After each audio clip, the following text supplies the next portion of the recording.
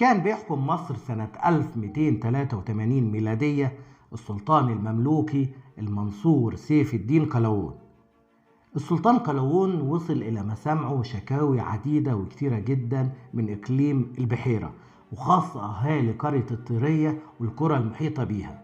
وبمجرد معرفة السلطان بالمشكلة خرج هو وأولاده الأشرف خليل والصالح علي ووصلوا لإقليم البحيرة، وقرر إن هو يحفر خليج من مياه النيل توصل للمنطقة دي والأراضي وتشرب منها مباشرة. ومش كده وبس، ده السلطان عمل حاجة غريبة، ده نزل هو وأولاده مع العساكر مع العمال يحفروا الخليج وخلصوه في 10 أيام.